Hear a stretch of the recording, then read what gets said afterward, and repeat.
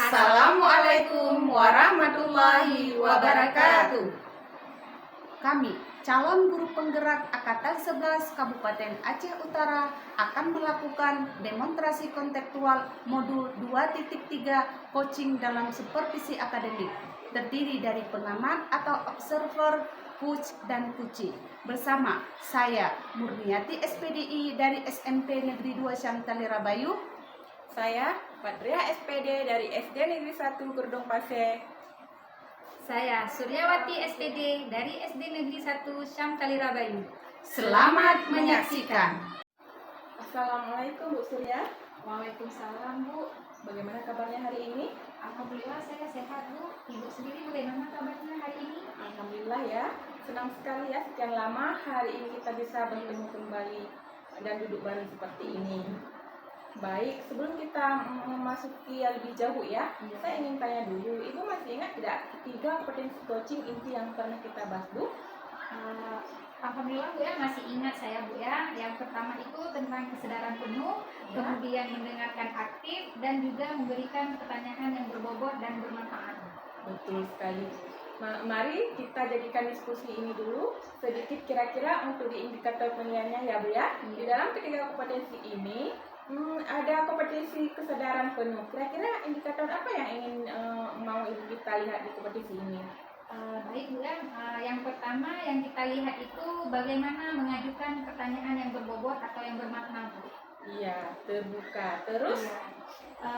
Terus kita berusaha untuk hadir secara penuh, lebih sabar, dan lebih ingin mencari tahu tentang apa yang nantinya kita lakukan Bu. Iya, baik. Berarti ada rasa terbuka. Kita tidak terganggu dengan kondisi keadaan yang bisa mengganggu, dan ada rasa ingin tahu yang lebih banyak, begitu Bu ya? Iya betul. Terus kalau dari mendengar aktif, indikator yang bagaimana yang ingin Ibu capai? Sebenarnya yang ingin saya capai itu yang pertama Bu ya, bagaimana kita mendengarkan coach itu dengan baik, dan dengan mendengarkan lebih banyak berbicara, lebih sedikit gitu Bu ya, dan tidak mengkonsumsikan hal-hal yang disampaikan oleh coach itu dengan hal-hal yang pribadi yang sudah kita alami Bu. Ya, baik. Berarti kita lebih fokus mendengar lebih banyak dan berbicara lebih sedikit. Terus jangan ada asumsi atau judgement di dalamnya ya Bu ya. Seperti itu. Terus ya, yang untuk kompetensi mengajukan pertanyaan yang berbobot, bagaimana pendapat Ibu? Menurut saya Bu ya, yang bisa kita lakukan seperti berdialog yang bersifat eksplorasi Bu ya, dan bisa diajukan pada saat yang tepat ketika coach itu memberikan umpan balik ketika proses coaching nantinya Bu. Ya, baik. Terima kasih Bu ya.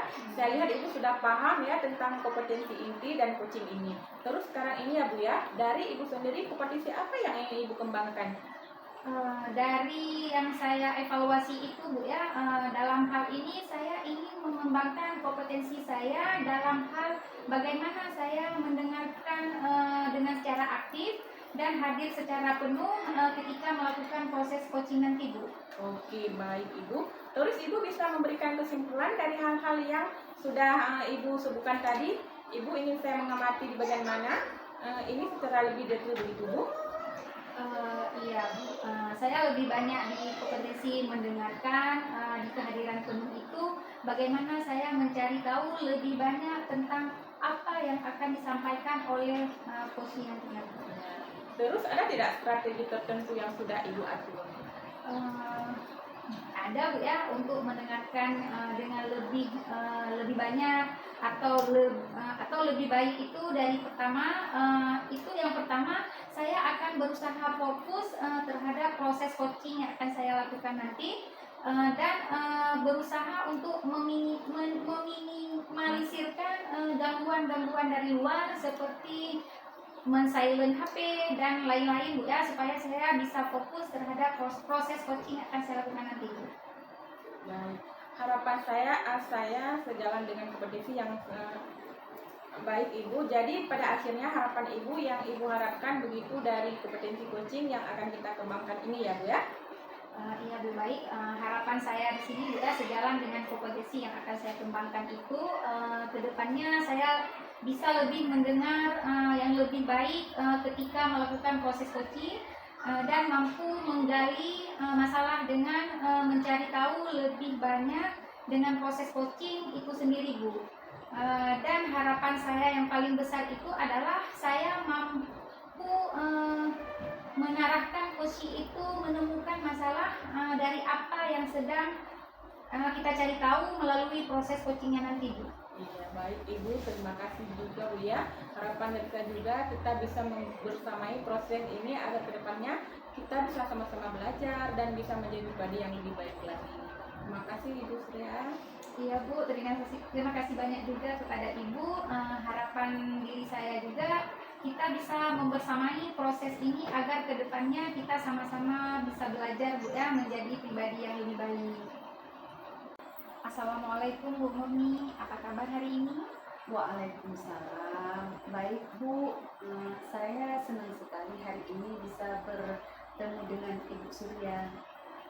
Terima kasih Bu ya. Kira-kira ada yang bisa saya bantu untuk Ibu dari percakapan kita hari ini? Karena kemarin Ibu sudah mengirim saya pesan kalau hari ini Ibu ingin berjumpa dan ingin melakukan diskusi atau sharing dengan saya. Jadi apa yang ingin Ibu bahas hari ini, Bu? Iya Bu, saya ucapkan terima kasih sebelumnya hari ini Ibu sudah meluangkan waktu untuk saya. Begini Bu, saya punya sedikit permasalahan di kelas yang saya ampu. Ada 20 orang siswa saya, 15 itu sangat aktif dan rajin. Namun 5 orang siswa lainnya minat belajarnya sangat rendah untuk semua mata pelajaran. Hampir semua guru mapel melaporkan hal yang sama kepada saya, sehingga saya merasa kewalahan Bu. Oh, jadi berarti Ibu kewalahan dalam menangani kelas, begitu Bu ya? Iya, maksudnya gini, dari 5 orang anak ini memang saya dapati belajar saja tidak senang, kurang minat belajarnya. Setiap kali jam belajar mereka tidak ikut, mereka duduk atau tiduran di meja belakang. Bahkan ada yang tidak masuk kelas tapi duduk di kantin kelas. Begitu Bu. Oh, jadi inti dari percakapan kita hari ini apa yang Ibu harapkan? Ya, saya berharap ada jalan keluar untuk anak-anak ini. Saya ingin anak-anak ini bisa mengikuti pembelajaran seperti teman-temannya. Karena mereka sudah kelas 9, mau ujian kelulusan tidak lama lagi. Bisa mengikuti pelajaran seperti teman-temannya yang lain dengan baik, itu Bu ya, harapan Ibu ya. Kalau begitu bisa Ibu ceritakan kepada saya secara rinci tentang anak-anak di kelas itu bagaimana Bu? Begini Bu, dari semester ganjil, ketika dia di kelas 6 hanya 2 kali mereka masuk, sementara 5 kali tidak masuk. Nah, 2 kali yang mereka masuk itu pun hanya sekedar belasan menit aja. Kemudian mereka izin keluar, belum bolak-balik yang satu lainnya untuk ikut keluar, sehingga ketika guru-gurunya memberi materi pelajaran tidak fokus lagi. Oh, kalau begitu Bu ya. Begitu Bu ya. Jadi dari pelajaran Ibu atau pelajaran lainnya seperti itu Bu? Jadi saya sudah menanyakan kepada semua guru mapel yang mengajar di kelas itu, mereka hanya tertarik pada pelajaran olahraga dan mapel prakarya saja. Jadi anak-anak ini yang saya tangkap dari apa yang Ibu sampaikan kepada saya tadi, tidak semua mata pelajaran mereka itu aktif Bu ya, atau mereka sukai. Ada 2 mata pelajaran yang mereka senangi, yaitu PJOK dan prakarya. Jadi menurut Ibu itu dari mana? Jadi menurut Ibu itu dari semua mata pelajaran ini, apa yang membedakan ketika proses di kelas dengan mata pelajaran yang Ibu ampu? Yaitu misalnya Ibu mengampu bahasa Inggris Bu ya, dengan pelajaran olahraga dan prakarya. Sehingga anak-anak yang 5 orang ini lebih tertarik dibandingkan pelajaran lainnya. Jadi kalau saya lihat olahraga dan prakarya itu lebih banyak praktiknya di lapangan atau di luar kelas dibandingkan pelajaran ekstra lainnya. Oh iya. Jadi apakah selama ini pembelajaran yang Ibu lakukan itu ada praktiknya? Metode yang selama ini saya buat itu memang ada metode praktiknya, tetapi di dalam ruangan, sehingga tidak seperti penjas dengan prakarya. Sehingga anak-anak itu baru 2 kali masuknya, itu pun tidak betah lama-lama di dalam kelas. Yang sekarang mereka berada di skala 5 minat belajarnya, dan saya ingin meningkatkan ke level 9 atau bahkan untuk ke level 10. Ya, baik Bu ya. Dari apa yang Ibu sampaikan ini, berarti yang menjadi sumber masalahnya ini adalah bagaimana pelaksanaan pembelajaran di kelas, begitu Bu ya? Iya Bu, jadi kalau menurut saya setelah saya identifikasi tadi, mungkin metode saya yang salah. Jadi metode pembelajaran yang saya rencanakan akan saya ganti. Kalau dapat sesekali bisa praktik di luar ruangan atau di lingkungan terbuka lainnya, agar mereka bisa lebih aktif dan pembelajaran lebih menyenangkan. Gitu Bu. Dari apa yang Ibu sampaikan ini, rencana ke depannya apa yang akan Ibu lakukan? Ya, yang pertama metode pembelajarannya saya ganti. Kemudian dalam pembelajarannya lebih banyak melibatkan siswa atau belajar di luar kelas atau di tempat-tempat terbuka. Jadi di sini anak-anak harus berperan aktif. Mungkin itu Bu yang akan saya laksanakan. Iya. Jadi kalau begitu, kapan rencana tersebut akan Ibu laksanakan? Saya berencana dalam minggu ini. Saya mulai melakukan metode di luar kelas tersebut dan kelas-kelas lainnya. Baik Bu ya. Jadi dalam Ibu akan melaksanakan rencana Ibu itu, siapa saja yang mendukung Ibu dalam siapa saja yang mendukung Ibu, yang bisa Ibu libatkan dalam melaksanakan rencana yang akan Ibu laksanakan nantinya? Iya, yang pertama itu saya melibatkan guru-guru mata pelajaran, kemudian kepala sekolah, dan saya juga akan berkolaborasi dengan orang tua siswa agar seminggu sekali mereka ikut terlibat dalam pembelajaran di sekolah, sehingga bisa memantau perkembangan peserta didik atau anak-anaknya. Iya betul ya. Bagus sekali Bu ya rencana yang akan Ibu laksanakan ke depannya itu. Saya sangat setuju itu Bu. Memantau perkembangan peserta didik atau anak-anaknya. Iya betul ya. Bagus sekali Bu ya rencana yang akan Ibu laksanakan ke depannya itu. Saya sangat setuju itu Bu. Ini yang terakhir Bu ya. Iya. Jadi apa yang bisa saya bantu dari saya untuk Ibu dalam proses percakapan kita hari ini yang Ibu rencanakan nanti?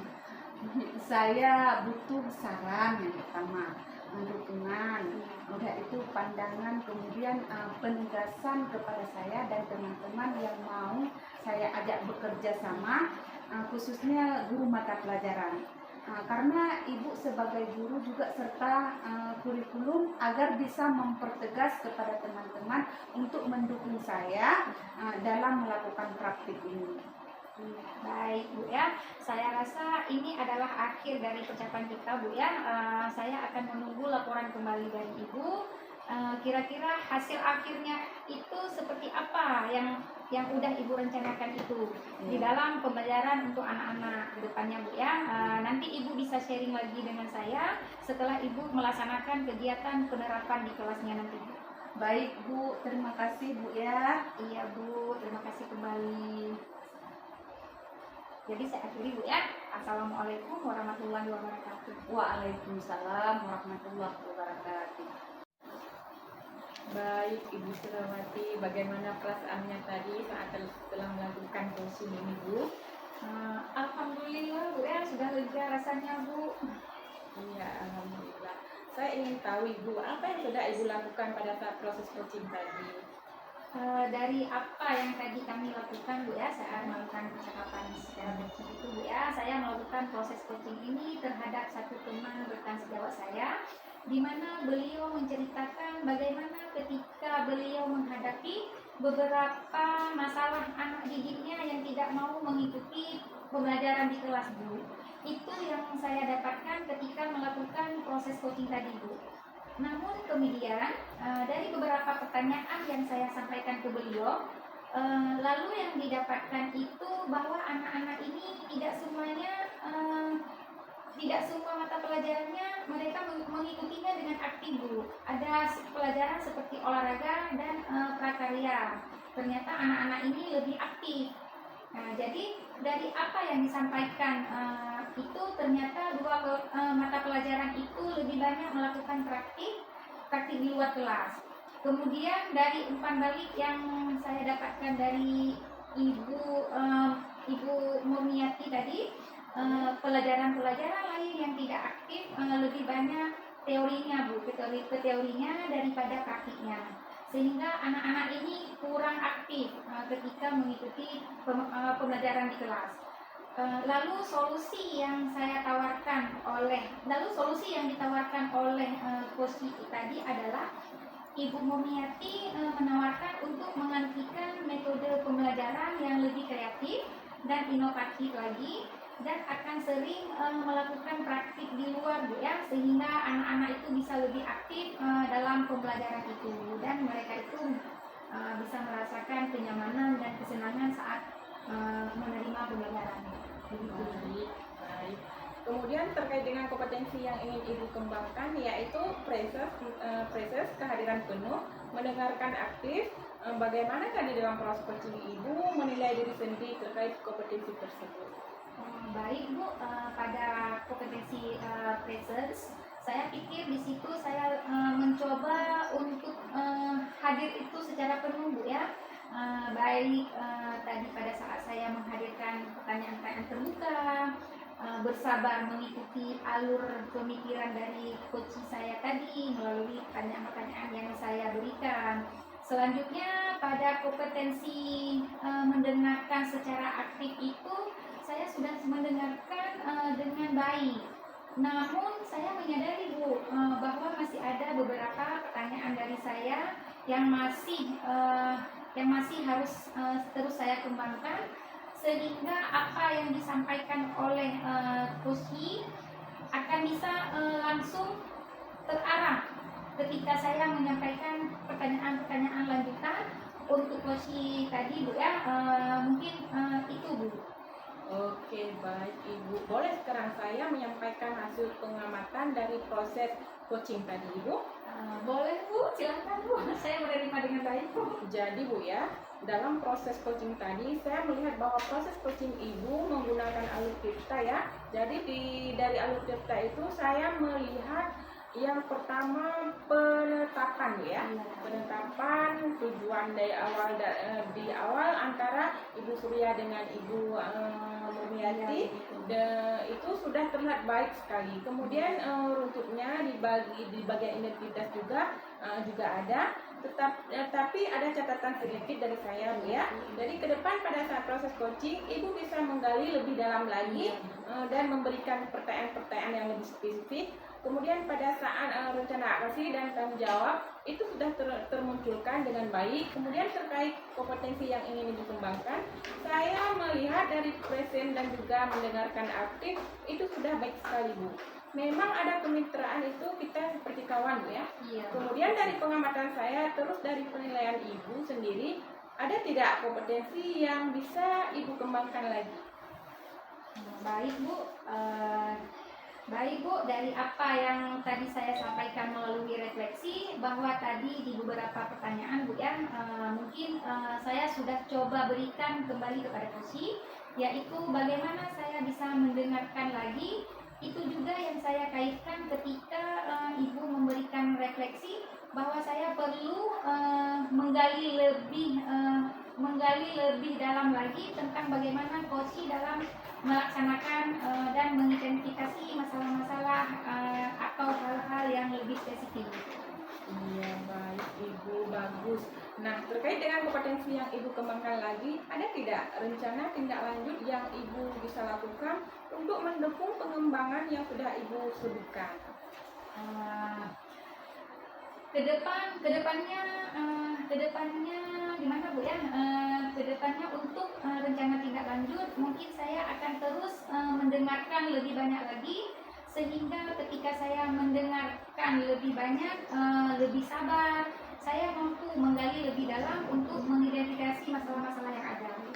Baik Ibu, Berarti ada rencana yang ingin Ibu lakukan sebagai tindak lanjut untuk pengembangan proses ini ya Bu ya. Iya, Bu. Jadi saya sangat bersemangat Ibu, luar biasa sekali tadi proses coaching yang Ibu lakukan, dan saya berharap ke depan kita bisa proses pengembangan yang Ibu Sriawati dan Ibu Evi lakukan, kemudian ada koordinasi lagi dengan Ibu. Jadi semangat dari saya untuk Ibu berdua.